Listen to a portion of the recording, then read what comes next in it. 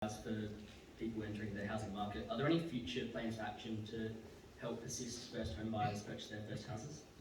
Yeah, absolutely. So the largest part of this, and this has been a concern, as I said in my comments, for many years for not only people as first home buyers trying to get into the market, but increasingly what parents are experiencing now is if there's not just the big four banks, there's the bank of mum and dad. If they can't get enough support, then it's the broader family that has to help people get into the housing market.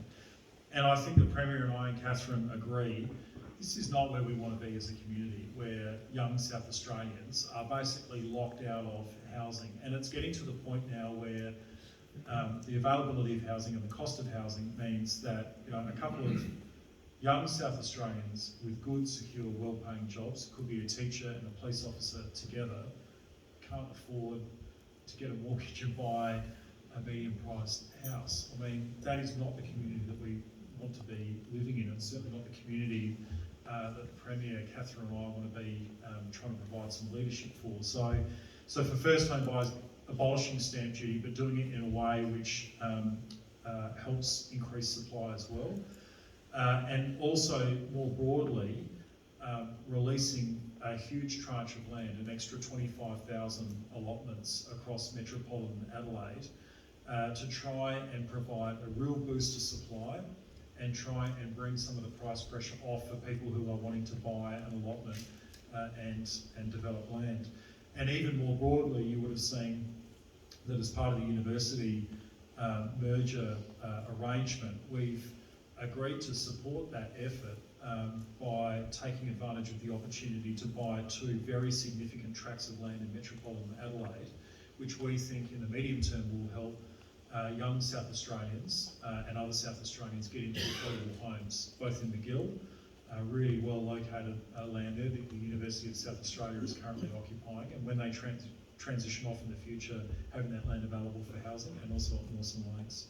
So there's a range of initiatives, but we are really trying to bite the bullet on dealing with that properly.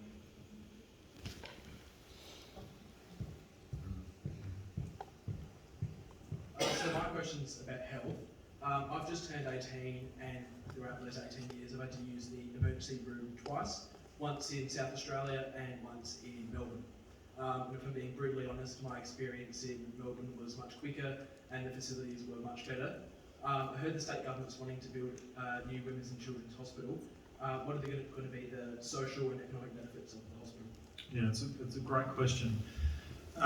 Well, really substantial, because for people who've been into the existing women's and children's hospital, it is no longer fit for purpose. And when Labor was last in government, we had started the work planning for a new women's and children's hospital.